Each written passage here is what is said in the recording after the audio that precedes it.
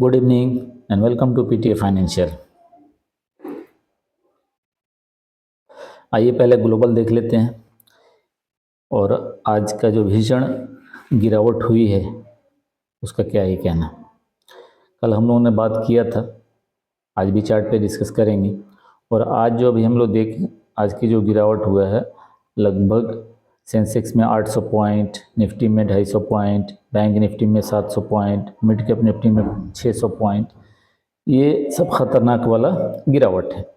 अभी आज का ग्लोबल देखते हैं तो ग्लोबल भी कुछ ठीक ठाक नज़र नहीं आ रहा है। ये देख लीजिए,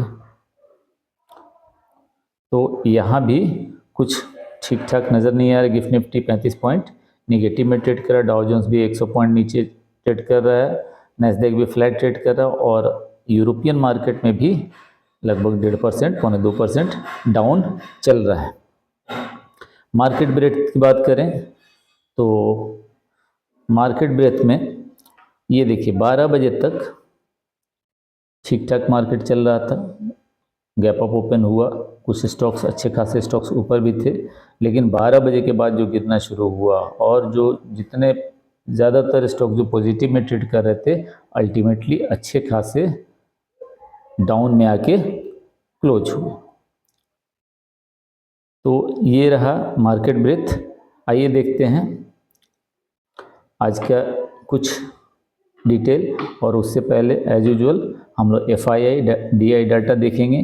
तो FII डाटा आज भी सेल ही किया है, 3024.3 करोड़ का सेल किया है और उसके अगेंस्ट में DI ने 1854.46 करोड़ का बाई किया है। इस सिचुएशन में कुछ स्टॉक्स हैं जो अच्छे रिजल्ट पोस्ट किए हैं। अब क्या होगा वो तो मार्केट में पैनिक की वजह से जो अच्छे स्टॉक को रिजल्ट पोस्ट कर रहे हैं वो भी उनकी भी धुलाई हो जा रही है, लेकिन जो रिजल्ट आया है उसको मैं बता दे रहा हूँ। अशोका बिल्डकॉन का रिजल्ट आया, अच्छा रिजल्ट आया है, बहुत ही अच्छा रिजल्ट आया है और अपने अच्छे लेवल पे भी है। अभी वही स्टॉक ढूंढना है जिसका रिजल्ट अच्छा आया है और मार्केट और अच्छे लेवल पे हो, यानी कि अपने डिमांड जोन पे हो, सपोर्ट लेवल पे हो, वहाँ पे यानी कि 10-15%, 20% करेक्ट हो चुका है और अच्छा रिजल्ट पोस्ट किया तो वहाँ चांसेस बनते हैं। नहीं तो बहुत अच्छे अच्छे स्टॉक अच्छे रिजल्ट पोस्ट किए हैं और उसके बाद उनकी धुलाई ज़बरदस्त हुई है। तो उसमें एक अशोक बिल्डकॉन है जिसका अच्छा रिजल्ट आया है लेकिन अच्छा लेवल पे है। एक पॉलीप्लेक्स है, इसका भी रिजल्ट अच्छा है, इस पे नज़र आप रख सकते हैं। KNR कंस्ट्रक्शन बहुत ही सॉलिड रिजल्ट आया है। अगर लॉन्ग टर्म व्यू हो तो कंस्ट्रक्शन का काम कभी बंद होता नहीं है और अपने यहाँ बहुत सारा भी कंस्ट्रक्शन का काम चल रहा है, आगे भी चलता रहेगा। एक और इसको स्टॉक है EMS लिमिटेड, अच्छा स्टॉक है लेकिन थोड़ा सा भाग चुका है, तो अभी इसमें चांस थोड़ा कम बन रहा है, हमको लग रहा है थोड़ा सा और नीचे आएगा। एक स्टॉक है जिसका रिजल्ट बहुत ही सॉलिड आया है, बहुत ही सॉलिड, जिसका नाम है BSE। अब BSE में प्रॉब्लम ये है कि ये भाई साहब इतने ज़्यादा भाग चुके हैं, बहुत ज़्यादा भाग चुका है। नेट प्रॉफिट की बात करें तो 187% अप हुआ है ईयर ऑन ईयर। अगर रेवेन्यू की बात करें तो 124% ऊपर है ईयर ऑन ईयर, है ना सॉलिड रिजल्ट। लेकिन जब इसका चार्ट आप देखेंगे तो चार्ट में एक डबल टॉप बना के नीचे की तरफ ये मुड़ना शुरू हुआ है और उससे भी ख़तरनाक चीज़ ये है कि 20 नवंबर से जो FNO का नया रूल लागू होना स्टार्ट हो जाएगा।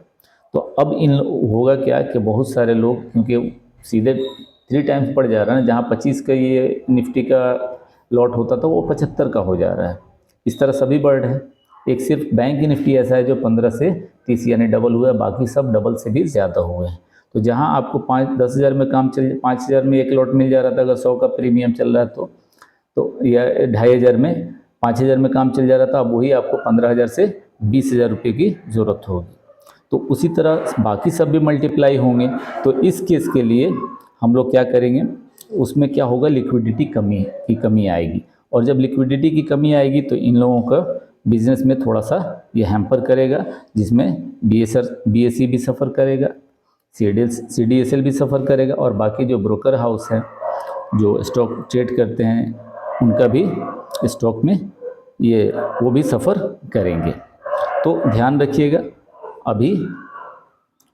लेकिन Ashok Buildcon, Polyplex, KNR construction ये अच्छा दिख रहा है। अब आते हैं हम लोग निफ्टी, बैंक निफ्टी और फिन निफ्टी पे, सेंसेक्स पे। तो सबसे पहले हम लोग निफ्टी का देख लेते हैं। निफ्टी का जो देखेंगे हम लोग, तो कल जो चार्ट था वही चार्ट मैं यूज़ कर रहा हूँ।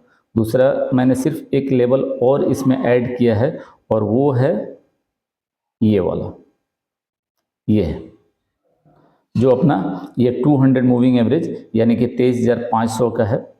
और अभी जो निफ्टी का हाल है थोड़ा सा ख़तरनाक दिख रहा है, क्योंकि ये देखिएगा आप, अब ये करो या मरो सिचुएशन यानी मेक और ब्रेक लेवल पे है। 800 की कल हमने बात किया था, आज 800 आ गया। अब यहाँ से देखते हैं, अब यहाँ से इसके पास दो ये है, यहाँ से हो सकता है कि ऐसे भी जाए, और अगर कहीं ये गिरा तो पहला ही लेवल 500 होगा, और फिर 23,350 ये इसका लेवल है, क्योंकि ये पैटर्न जो कंप्लीट कर लिया भाई, पैटर्न कंप्लीट कर लिया। अगर पैटर्न कंप्लीट कर लिया और कल 23,800 के नीचे मोस्ट प्रोबेबली ओपन होगा, और ओपन होता और अगर सस्टेन करता है तो 200-250-300 पॉइंट कम से कम देखने को मिल सकते हैं। तो थोड़ा नहीं, कुछ ज़्यादा ही सावधान रहने की ज़रूरत है। ठीक है, जल्दीबाजी कुछ नहीं कीजिएगा। इस इनिशियल के अब मैं ये कहूँगा कि पहले आधा घंटा 45 मिनट मार्केट को सेटल होने दीजिए, उसके बाद फिर देखेंगे, जैसा होगा वैसा काम कीजिएगा। उसके बाद आते हैं बैंक निफ्टी।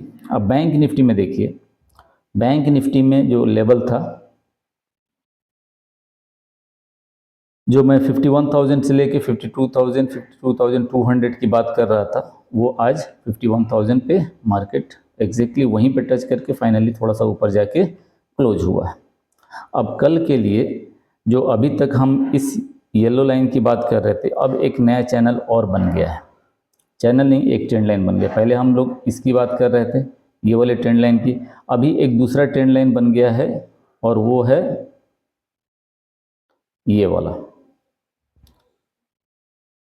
ठीक, तो अगर कल ये 51,000 टूटता है तो पहले ये हमारा सपोर्ट का काम करेगा, और उसके बाद जो लेवल होगा वो होगा 50,385 या 50,300 टू 50,400 ये लेवल होगा, और उसके नीचे अगर जाता है तो 49,600।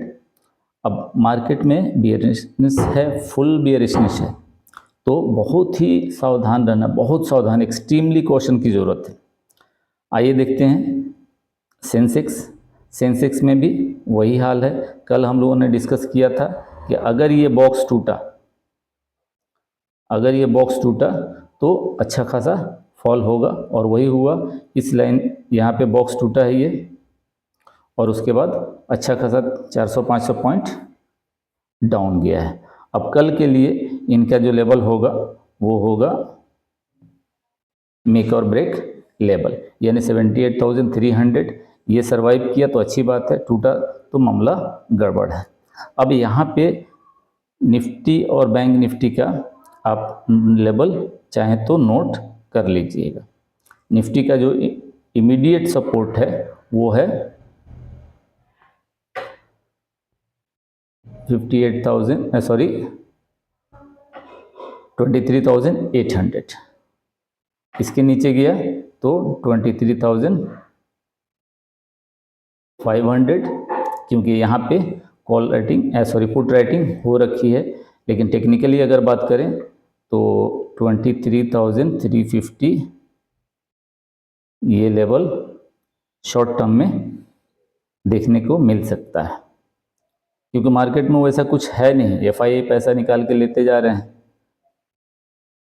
चाइना की तरफ, अमेरिका की तरफ, और अपने यहाँ क्या है, अब DI बेचारा कितना संभालेगा, तो याद रखिएगा 23,800 अल्टीमेट सपोर्ट है, यहाँ पे मेक और ब्रेक लेवल है। अगर ये टूटा तो फिर 200 मूविंग एवरेज, जो ये मैंने लगा रखा है ये वाले लेवल, ये वाला मूविंग एवरेज, ये इसको टच कर सकता है, जो कि 23,500 23,550 पे है।